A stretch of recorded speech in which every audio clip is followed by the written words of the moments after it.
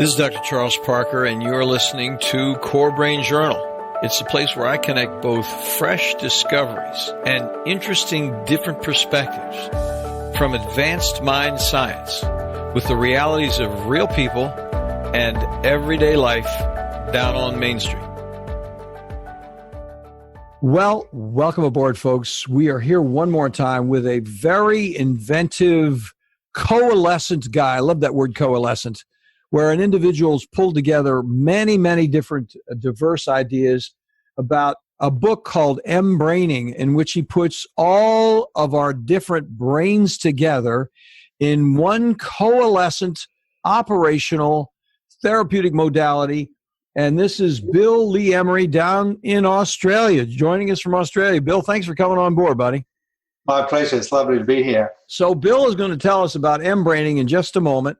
But before we begin, we're going to talk a little word from the people who helped us get here. Core Brain Journal is indeed sponsored by Direct Health Access Laboratory. They are international leaders in molecular testing for mind science details. With over 3 million studies, they provide deep experience with the usefulness of measuring, for example, methylation, cryptopyrrole, and copper challenges, biomedical measures that directly affect brain function. Their innovative insights improve treatment priorities through a global service with a molecular focus. Connect your provider with a PDF on how and why these tests work for treatment failure at dhalab.com/core. And here we've interviewed one of the thought leaders in this regard, is Dr. Bill Walsh, and he's at corebrainjournal.com/115 if you want to listen to him. Core Brain Journal is also sponsored by the nonprofit Barry Robinson Center teams in Norfolk, Virginia, where they provide fresh options to address the complexity of child and adolescent treatment failure, from behavior imbalances to substance abuse. They are available both nationally and internationally. Most interesting is their deep focus on data-driven biomedical advances that also measure specifics on what to do with treatment failures, even after multiple hospitalizations or extensive outpatient work. They are also very comprehensive. You can review their innovative programs at barryrobinson.org/core, BARRY, Robinson.org/core. More information coming later in the program. So, Bill, again, thank you so much for joining us. And Bill is an expert in the multiple brain functions. In fact, mBraining is a book which he was referring to in just a moment. Let's talk about these multiple brains that you're talking about. Introduce us to the concept, because we all know a little bit about these things, but how do you bring it together? What's the concept about? Okay, so science has shown that we have three distinct intelligences or neural networks or brains, if you like. Neural network is probably the scientific term. So our head brain is called the cephalic brain, our heart is a cardiac brain, and the gut brain is the enteric brain. And this work was started by two researchers in Melbourne. I didn't actually write the book. I wish I had have done. Grant Souza and Marvin Oak are the authors of this book. And how it all started, they would meet once a month in a Japanese restaurant in Melbourne, and they would, because they're both researchers, they're both, like I would read the Sunday comics, they would read scientific journals. Yeah. They have the headspace for that. I'm more a practitioner of the work that they have done. And what they notice is that neuroscience is pretty much from the neck up.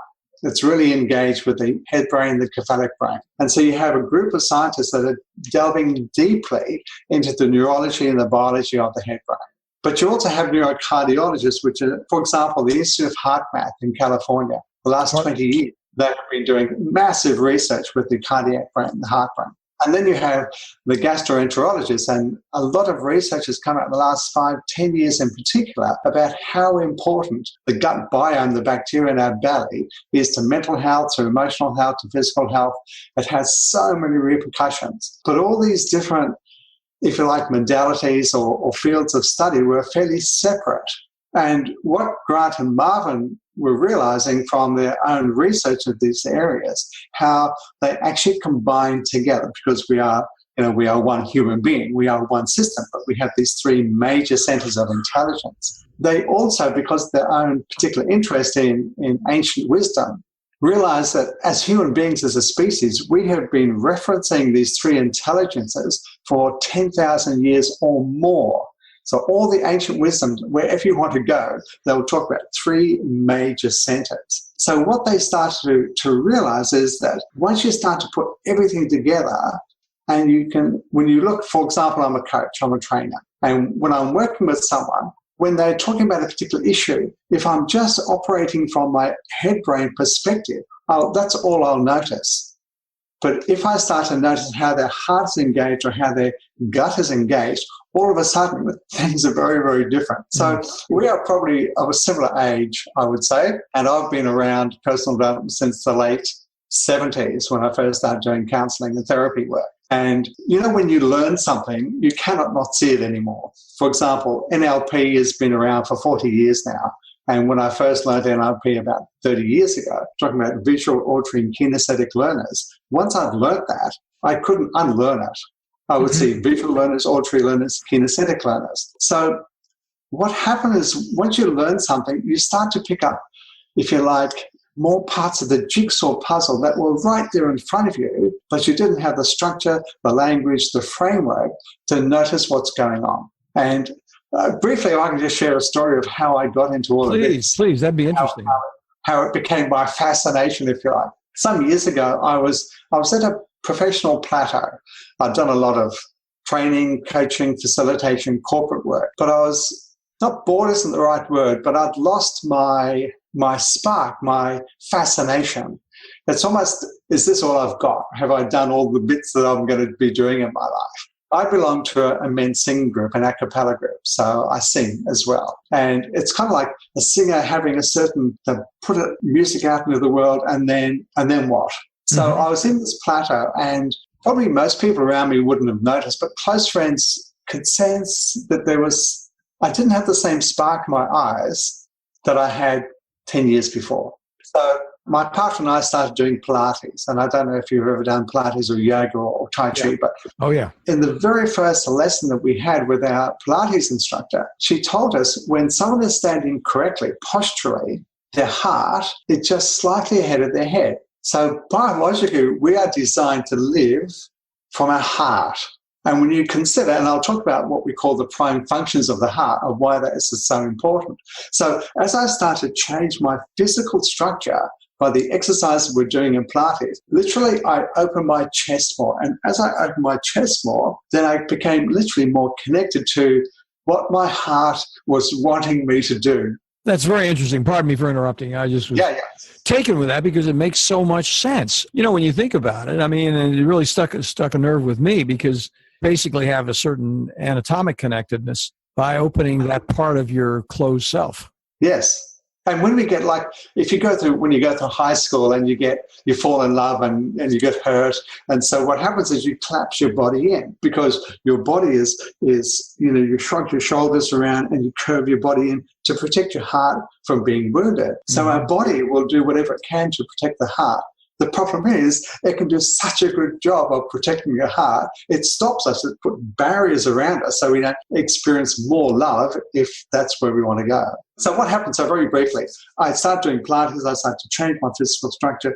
Literally, it changed my view of the world because now I was coming more connected from my heart, and the head brain and the gut brain are there to actually serve the heart. So I was listening to an online summit on EQ, emotional quotient, and one of the keynote speakers was a man called Marvin Oka. Now, Marvin Oka is originally from Hawaii, and I've known Marvin for probably 28, nearly 30 years when he first came to Australia. I've done a lot of training with him. So I was familiar with the head brain because I used to teach accelerated learning back in the day, many, many decades ago. So I was very familiar with this and creativity, mind mapping, colour, etc., music. And I knew about the heart brain because I'd been connected to some of the work of the Institute of Heart Math. And Marvin was talking about this other brain, the gut brain. I'm going, wow, I've never consciously recognized that we have an intelligence in our belly. And because I've known Marvin, and Marvin is always on not the cutting edge, but the bleeding edge, like it's so new that it hurts, it's so sharp. Yeah. And so I knew whatever Marvin had been exploring, it's going to be some beautiful gems there. So I actually got on his website, which is mbraining.com, by the way, is the international website, mbraining.com, standing for multiple braining. And I found the very next training that he was doing, which happened to be in Auckland in New Zealand, which is where I was actually born. And the training was in the very next suburb from where I was born. So it's interesting coming back 60 years later to where I live. And I've done a lot of transformation work in the last nearly 40 years, all kinds of different things. Probably we've explored many similar things. And there was so I was on a mission. I knew there was something that I hadn't quite gotten yet in all my years of discovery. Something hadn't picked up. And when I was in the program, I had another major transformation. And part of that was connecting deep into the core of myself, which is in my gut brain or the enteric brain. And literally, it shifted my whole neurology, my whole way of being in the world. So when I came back to Australia and I started coaching, working with people, from a coaching perspective, once you understand we have three major intelligences, the head, heart, and the gut, when you help them all play together on the same page, magic happens. Like literally magic happens. And I actually asked Marvin, so what's the juice of this work? And he said, it's to liberate the human spirit. I'm going, wow, okay. I mean, like, tell me what I do next. It sounds a little hokey, right? Yeah. Yeah, sign me up. I'm in this stuff. So as I explored more and more, I became more fascinated by how these three intelligences actually want to play together. So it's not as if they want to be enemies, but for a lot of people, I'll give you a very brief example. I was doing a talk at home about this model, and one woman came up to me afterwards and said, I've just realized that my three brains despise each other. Like not are mildly irritated by or sometimes dislike, but despise. So you can imagine that your head brain intelligence is always arguing with the heart and doesn't like your gut brain, and the heart just trusts the head and thinks the guts are what less. Well, how did she know that? Let me interrupt you for a second, because that's my inquisitive thing on that right now. So she, after a talk, began to realize that. How would a person know that if they were being self-reflective? That's a really good question. And part of it, I guess, is I mentioned briefly before what we talk about prime functions. And the prime functions are the major tasks, or if you like, or roles of each intelligence. So if I could just explain those briefly, and then I can come back to it. Oh, please. So the head brain, the cephalic brain, is to do with our cognitive perception.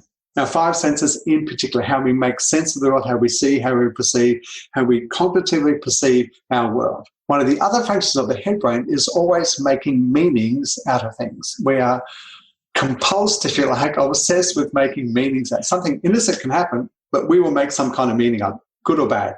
That's me, buddy. All of us. That's all of us.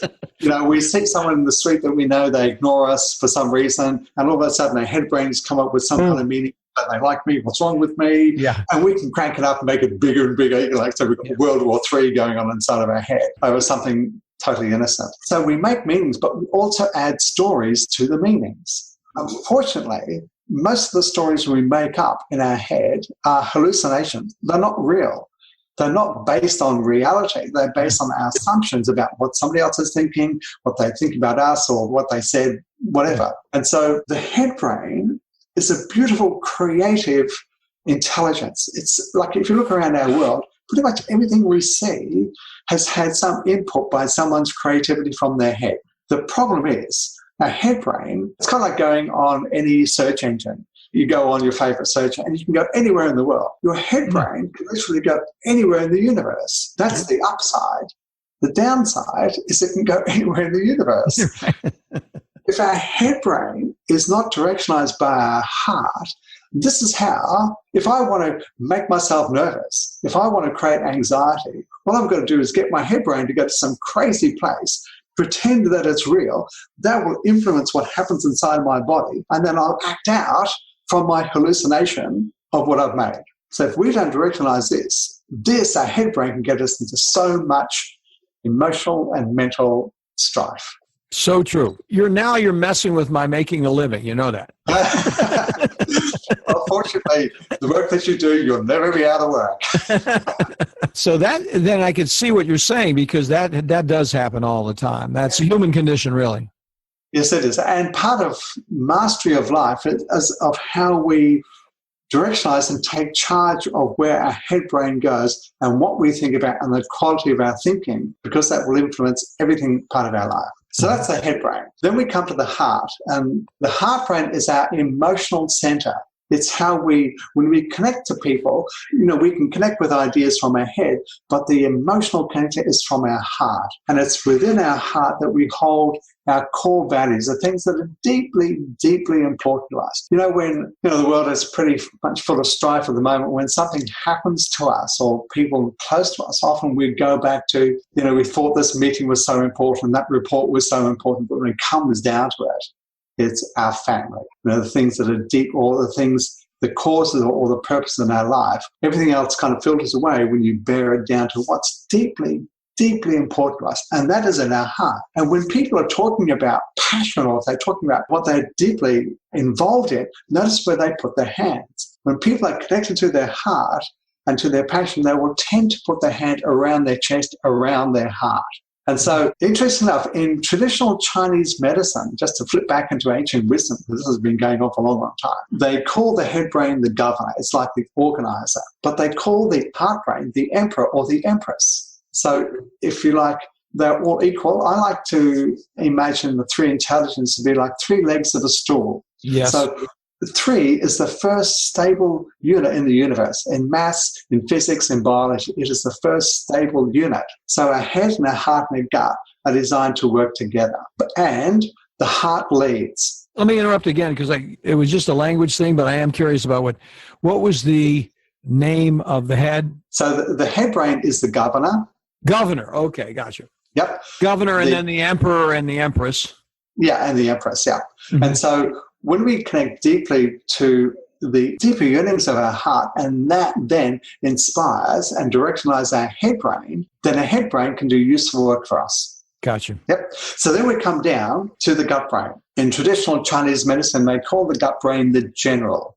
It is in charge of security. Like if you've done, any of your listeners have done things like Qigong or Tai Chi, martial arts. When we start our practice, we start by putting hands on our down to the end, which is just below our belly button, and breathing deeply. So when you get the base core connected to the earth, then the heart and the head can operate effectively. But if we're not grounded and we're just floating around in the ethers and our head brain, whatever, that's all really nice, but where's the depth to it?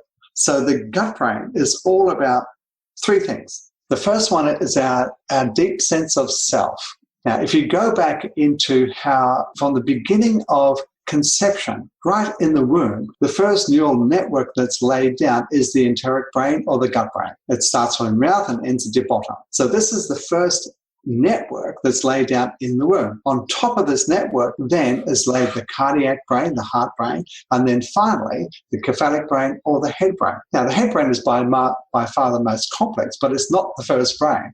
The gut brain is actually our first intelligence that's laid down in the womb. So this is about our core sense of self. When people refer to being authentic, notice they don't point to their ear. They don't point to their knee. When they're talking about being authentic, they will point literally to the core of their belly, because this is what intuitively makes sense when we think about that. This is where we feel our deep sense of self.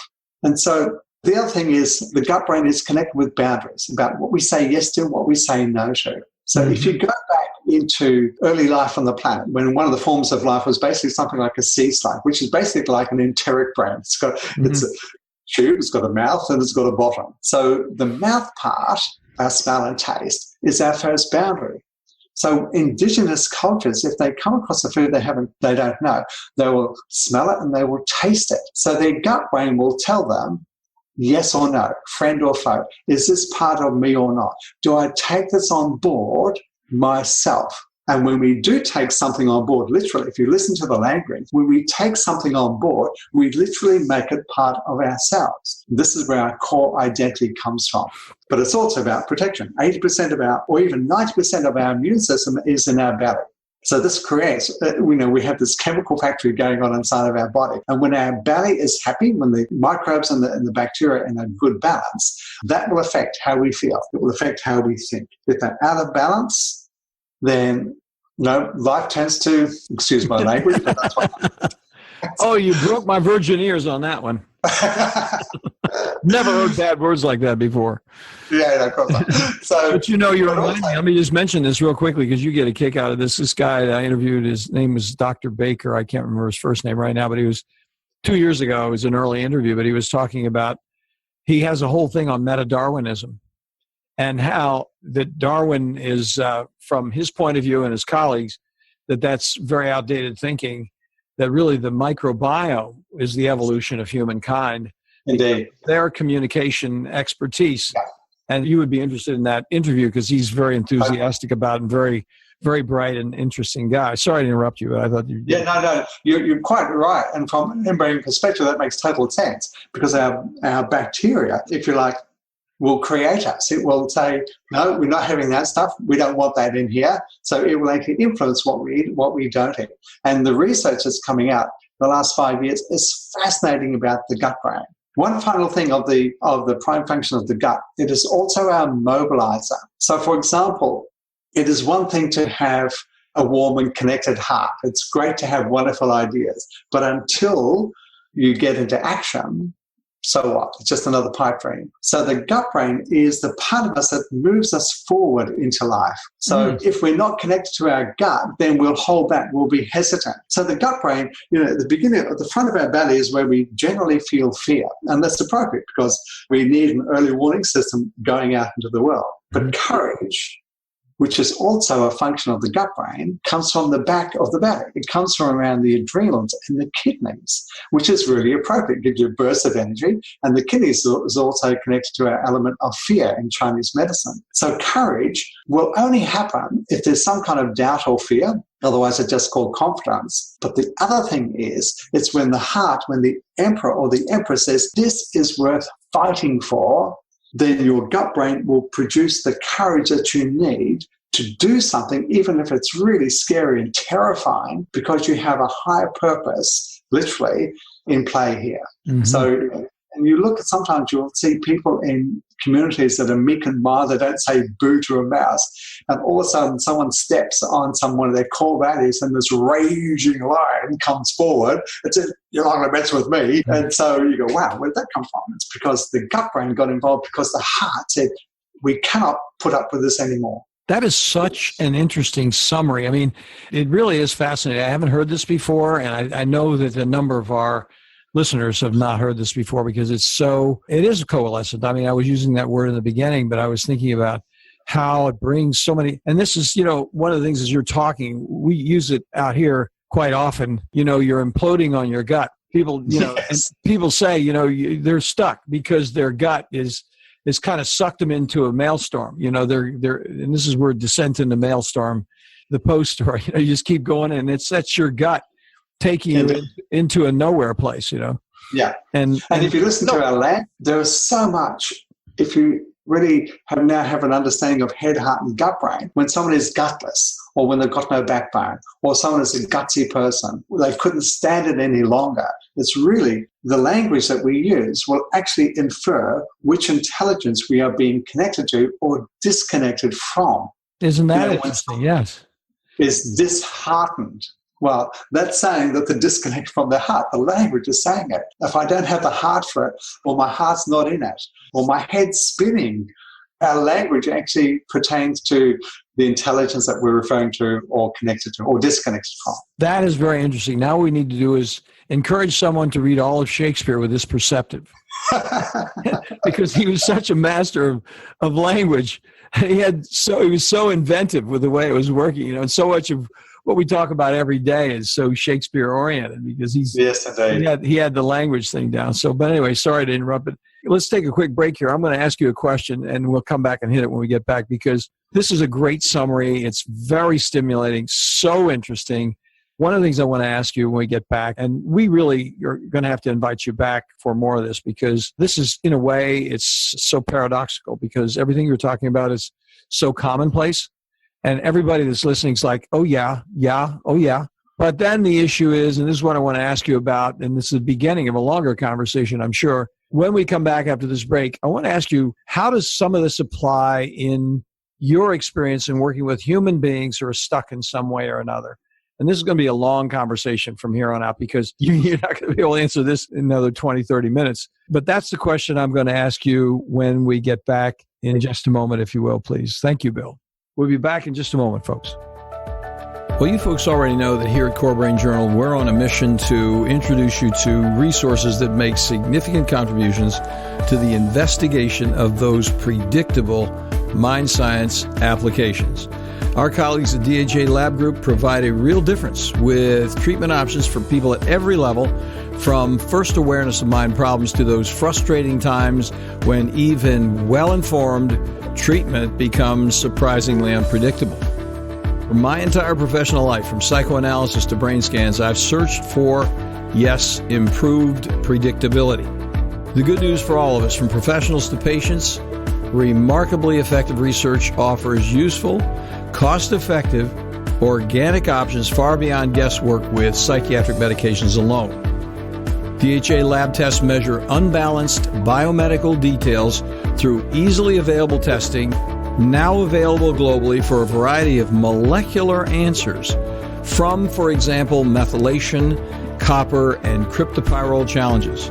Check in for more details at dhalab.com core. That's dhalab.com/core.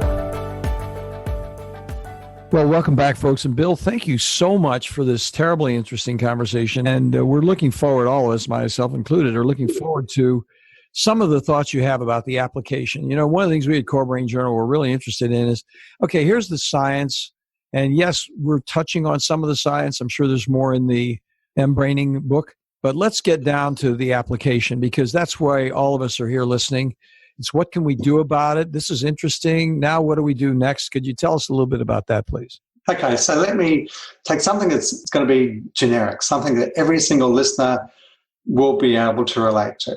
And that's this. So the core principle is that the decisions that we make in life, good or bad, will create the quality of our life.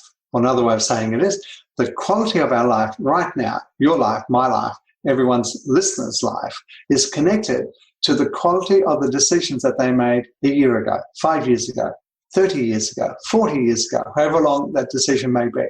The problem is that for many major decisions that we make, if we're not using all three intelligences, then we may rely on one or two, but not all three. Give me an example of this. Let's say from my training, from my background, from the culture that I grew up in, I relied all to do with my head brain. If I couldn't work it out with my head brain, it didn't exist. I had to be tangible. It was all very, very intellectual and very academic. Then I would trust my head brain to make major decisions. In business, often, what happens is you have someone with a very creative idea, and there can also be very gutsy people. In other words, they take action. The problem with this, I'll give an example of this in Australia.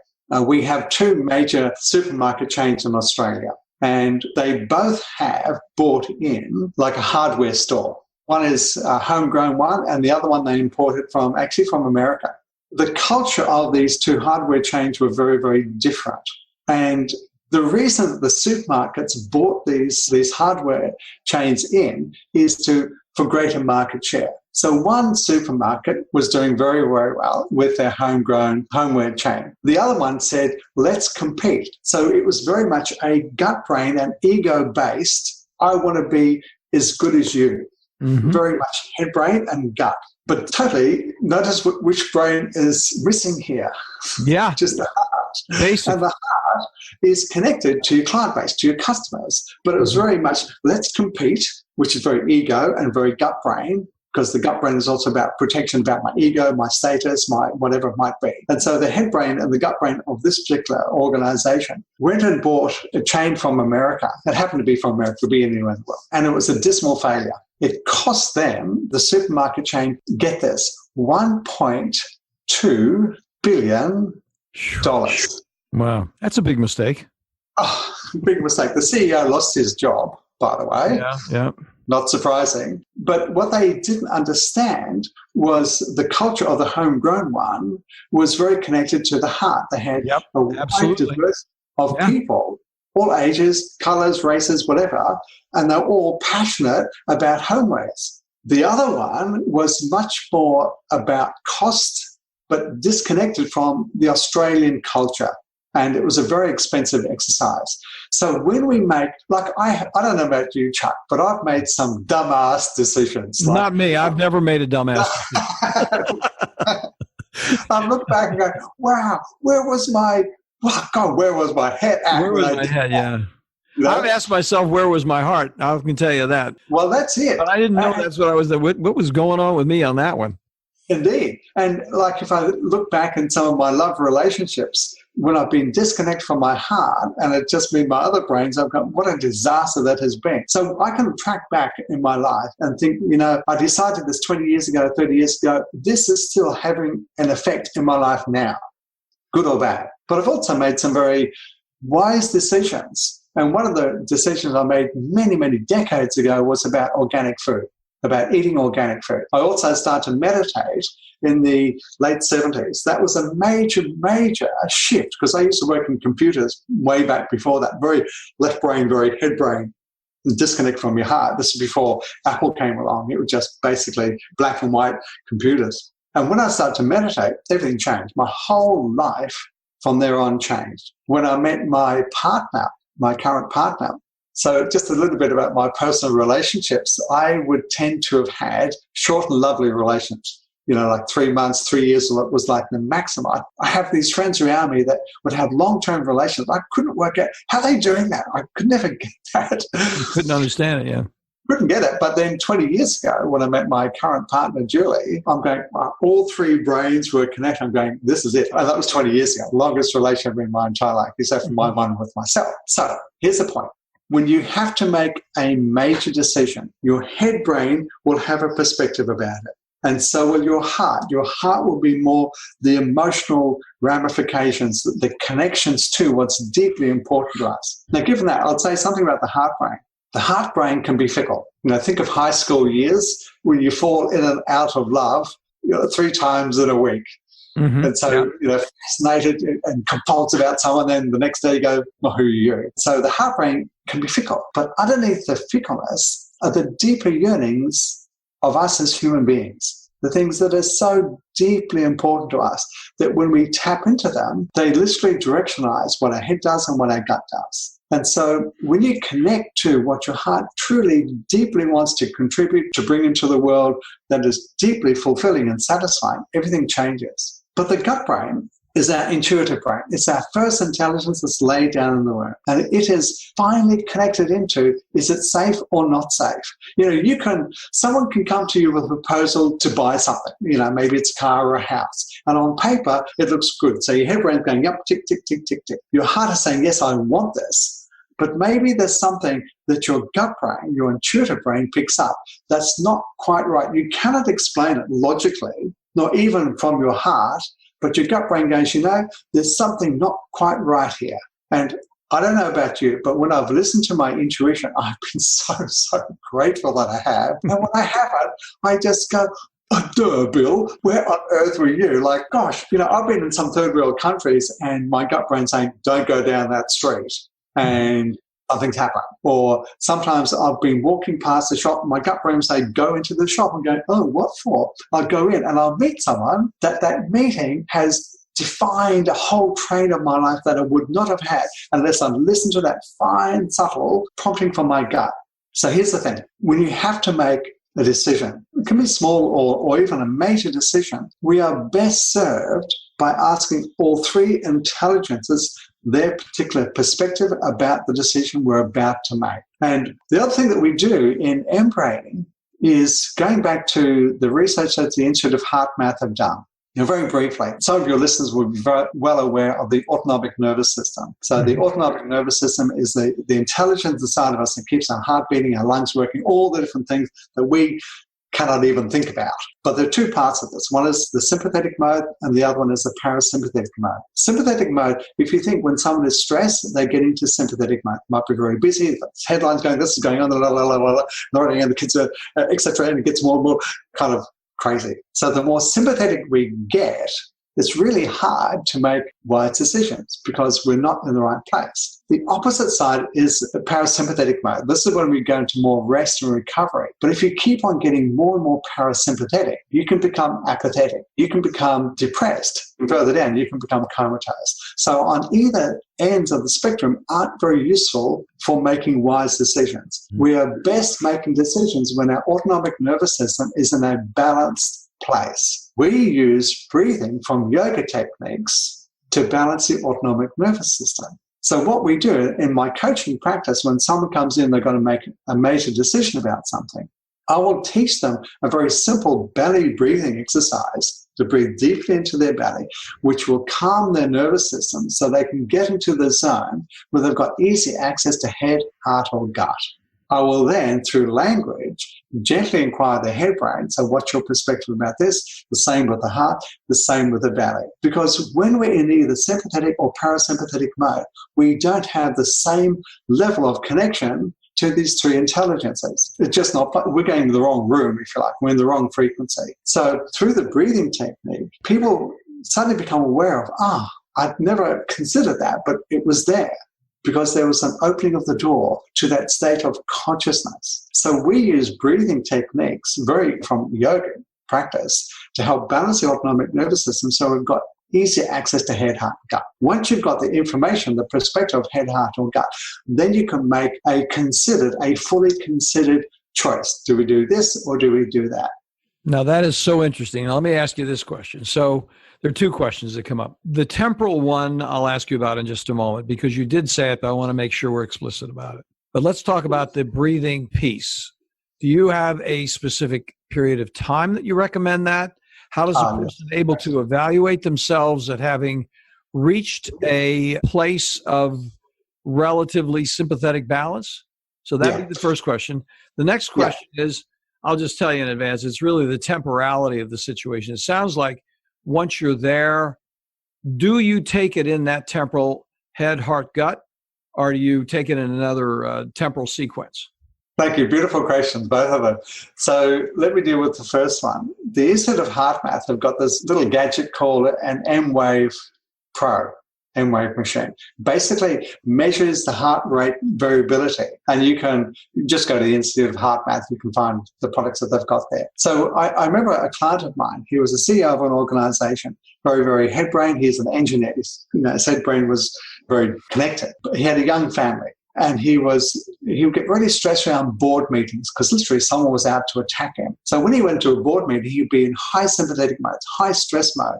Hard to make decisions or think clearly if you're in high stress mode. So I plugged him into this little gadget and I got him to think about a board meeting, and you could see by the graph of how agitated he was. And I got him to see it. So he could see, he had a graphic visual representation of what was actually happening inside of his body. I then said, okay, so let's do some breathing techniques to show you how you can change it. So I got him to literally put his hands on his belly. The breathing process that we use is you breathe in for approximately 6 seconds and out for 6 seconds. So there's no pause. It's like the sea coming in and the sea going out. It's a gentle breathing in and a breathing out. And what they found is that this is pretty much optimal to balance the autonomic nervous system. Now, for some people, if it's 5 seconds, 4 seconds, 7 seconds, doesn't matter as long as the breath in and the breath out are pretty much the same. Gotcha. Because when you breathe in, you trigger sympathetic mode. When you breathe out, you trigger parasympathetic mode. So our body is always adjusting. So we want to make sure that we're breathing in and out at the same rate. So I plugged him up to this machine. I got him to do some belly breathing and close his eyes. And lo and behold, he went from being in sympathetic mode into a much more relaxed. And you could see by the graph, it was a much more even flow. And then I got him to open his eyes so he could see that his breathing made a difference to his consciousness. Because as an ex-engineer, if you couldn't see it, poke it, that it didn't exist.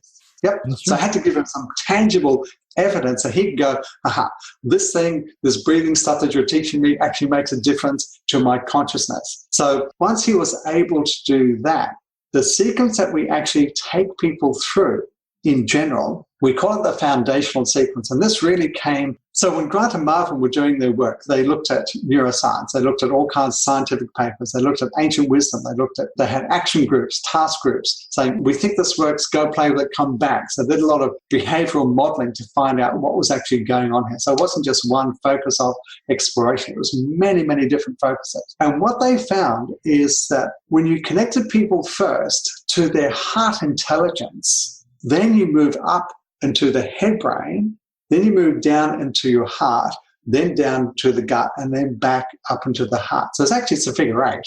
You start at the heart. So it's core values. So when I'm working with someone, literally I get them to put their hand on their heart and feel their heartbeat. I'll get them to do the breathing so they're in a more relaxed state.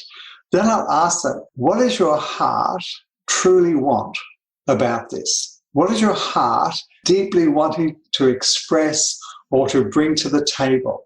And I'll let them be in silence for a while. And they can either say it out loud or just think it and then write it down. And their heart, something will just pop up. Because what we've done, we've said to the emperor or the empress, hey, here's your chance. What do you want to say? Put them up on stage, yep. Yeah. What you got? Now, if some people are disconnected, let's say they've spent all their life in their head brain and they don't really know what their heart wants. This can be a difficult process. And you probably heard the phrase, the journey from the head to the heart is the longest and the loneliest journey we'll ever make. And one of the most important. So it might take some training. I might need to spend some time with a person to literally feel the beat of their heart, get connected with their heart. It may take a few sessions before they can actually get a sense of what their heart wants. Once they do that, then I'll move up into their head brain. And most people I meet don't need to have any more encouragement to be in the head brain. So then I'll ask their head, so what's your perspective about this? What do you want to bring to the table? What's important from the head brain perspective? Now, the head brain is all about organizational thing, about logistics. It wants to know that we're organized about something. It wants to know that we've got the resources. So it's a very much an analytical, have we got all the stuff that we need to do this? So once I've done that, then I'll go down. So I start with the heart, go up to the head brain, and then down to the gut brain. Then I'll ask them to put their hands on their belly, breathe into their belly, and feel connected to this part of them. And as they get more connected, I'll ask their gut brain, so what's important to the gut about this? What is it that you're wanting to say yes or no to? Ask them to get a sense of, is their gut brain expanding when they think about this idea or contracting? Are they having a sense of moving forward or moving away from? And the gut brain doesn't think or speak like we do right here. It's more on, it might gurgle, it might contract, there might be a tightening, there might be a relaxing. So it doesn't have the same language that the head brain does. By the way, the gut brain will speak in dreams. One of the favorite ways the gut brain get into our consciousness is through our dreams. You've heard of rapid eye movement in sleep, but there's a period of time when our gut brain is going, okay, you ready, head brain, heart brain, cop this. And something will emerge from that. So they all have different ways of expressing themselves, and each perspective is precious. If you diminish one, you diminish all. So you have to listen to them all and then integrate them in some way. Indeed. Yeah. And the other thing, I'm a fan of Stephen Covey, 7 Habits of Highly Effective People. And when he talks win-win-win. So you really want to have a win-win-win. You want all three brains to be able to have the space to come to the table and put their perspective without judgment, without making right or wrong, but to have it on the table. Then we as a consciousness can go, okay, I get this, I get this, I get this. What's really important to me? What are the things I need to consider? So let's say, for example, you're about to buy a car, a second-hand car. Yep, because you don't know where it's been. And your head brain goes, yep, to kick the tires, and I've checked the logbook. And the price. Your heart likes the colour of the car, whatever it might be, or the feel of it. And your gut brain's going, I have a really good sense about this one. So if your gut brain is saying warning signs, then it may be simply, not that the car is wrong, but maybe you need to explore deeper. Maybe you need to look under the hood. Maybe you need to check out this. So the gut brain will just go, there's something not quite right here. Explore further. Don't say no immediately, but just explore further. You have a contract in front of you for a house. Your gut brain's going, no, I'm not feeling comfortable about this. Explore further. So what it really is, your gut brain is there to protect you, and it'll do anything to protect your heart.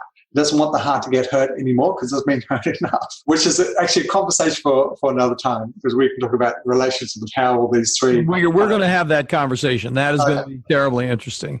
I mean, this is great stuff, because when you think about it, I'm thinking about the enormous number of possible applications. You know, we were just talking about Barry Robinson Center. We've been working over there with them, and they're very advanced in the way they're thinking about things. And one of the things that team over there wants to do is develop leadership skills with the kids who are coming through there. How many kids finish high school and know how to run a meeting? And then how to actually make a decision would certainly be part of that leadership skill.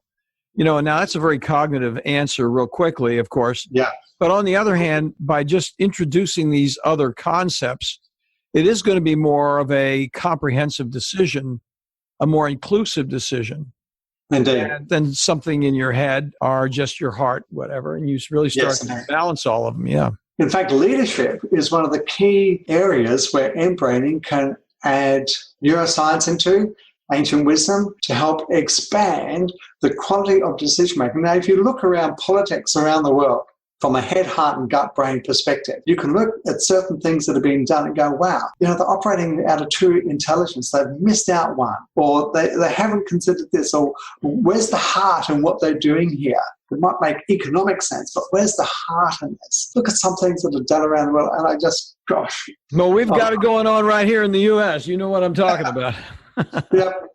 It's well, amazing. in Australia, we have our own challenges too. Yeah. It's really interesting. You know, this is something, we need to, you know, slowly wind it up here, but that was a great tease right there it was not an intentional tease, of course, but I think it's something that we now have like a brief introduction. Yep. And then after we have an introduction, the level of interpersonal relationships is absolutely an important piece, because that's really broadens the application process, the everyday experience. You know, there's handling oneself, and then there's handling oneself in the context of the reality of the relationships we have. And, you know, it's my opinion, and I'm not the first person to thought about it. You think about the realities that we have to deal with. We have close relationships that are intimate relationships. That's the one, of course, that's going to start with everybody. We have group relationships.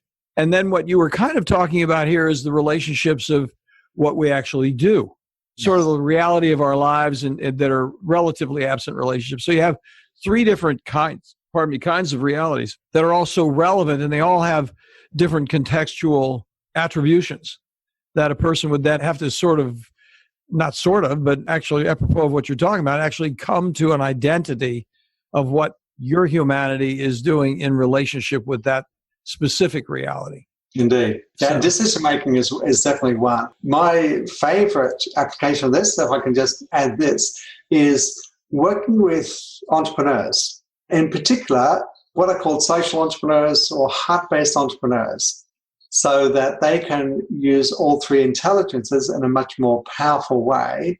And that's how I use heart-based, which means that the heart leads and the head and the gut follow. There's some people in the world, entrepreneurs in the world, that operate purely from head and gut, with no real consideration of the emotional effect or the relational effect that will have in the world. So my focus is on heart-based entrepreneurs. But we actually have a 2-day training purely on leadership and decision-making.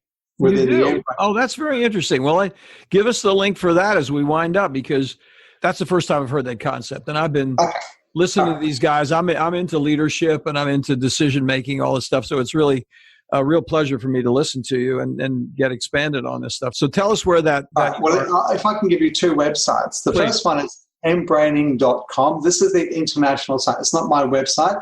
Grant Susler and Marvin Oaken put this website together.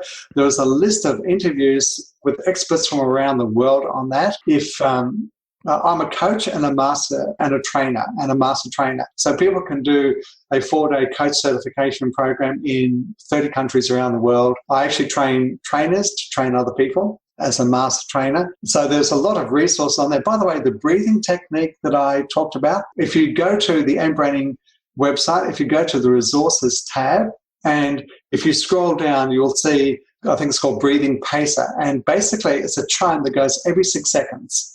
So you can play in the background, you can download it. And so when the chime goes, that's the beginning of an in-breath or the beginning of an out-breath. Oh, that's great. Yeah. There are so many resources on there. If you look up leadership, you'll see trainings around that. My personal site is evolveaustralia.com.au. So evolve as in we are evolving human beings. Yeah, yeah. We are not stuck. We're not when people talk about their identity, identity is not true. We are identity because we are a verb. We are literally walking verbs. Yeah. I'm sure you get this, Chuck. You understand this deeply. So my particular site, I have some resources that people can connect to.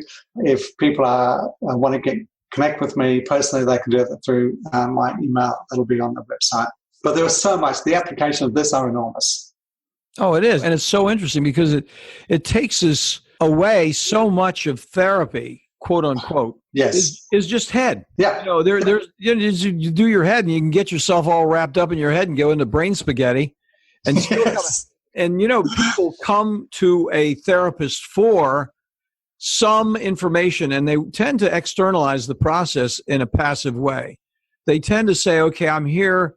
What can you do to help me? And what you're saying is, I'm going to work with you to actually help yourself, because in this process, you will identify who you actually are in these multiple realities of your life and where you want to go with yourself. Indeed. And it's connected not just to your head, but also your body. I've been involved in a lot of body therapies. They say, get out of your head. That's where all the trouble is. Get into your body. Well, what I'm saying is have the mind, body, spirit all connected, and let's work out how, with all the jigsaw puzzle bits that we are as a human being, of how we can go forward, leading from the heart, because that's where the deepest yearnings of our heart, the things that make us truly satisfied and fulfilling, that's where it takes us. This has been an absolutely delightful conversation. I can't tell you how much I've enjoyed it. I'm sorry we have to wind it up because we're winding out of time here, but we're going to definitely have you back. And I think our mission the next time we meet would be the relationship issue. And we'll start with the intimate relationships, and then we'll have another one after that, with your permission, if you don't mind doing this, on group relationships, because they're really different things. And yes. A person has to be aware of that difference and just, I'm going to be myself wherever I am. And I think it's pretty much impossible to do because the realities are so different. Yeah, you can be pretty consistent, but the realities change a person in a certain respect, and there's an opportunity for different growth in the two different experiences. So. Indeed. And you've actually opened up a loop into so many conversations and go, yes, and this, and this, and this, and this, and this. That's great. I can talk for days, Chuck. I love it. I love the way you talk, too. I love that accent. It's great. So, well, listen, Bill, we're going to have you back. So, folks, this has been Bill Lee-Emery from beautiful downtown Australia. I don't know what city you're in. What city are you in, Bill? I'm on the Gold Coast, which is in Queensland. Oh, Queensland. Yeah. So that's beautiful. Which is on the eastern seaboard. Well, we're going to have you back, Bill. I can't tell you how much I've appreciated it. We're going to wind up now, and we'll have you back as soon as we can get you on. That'll be beautiful. I look forward to that. All my three brains do. me too. Now that I've found a few. Thank you very much. My pleasure. Thanks for listening to Core Brain Journal. We're working every day behind the scenes to bring you reports that connect research benches with those street trenches. Here we share the complexity of mind science because, as you know, details really do matter.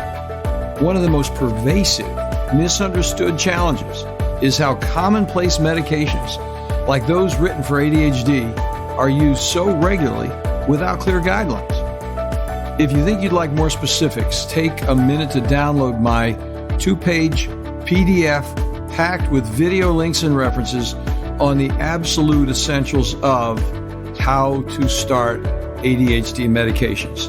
They're easily available at corebrainjournal.com/start. Thanks for listening. Do connect and stay tuned. Together we can make a difference.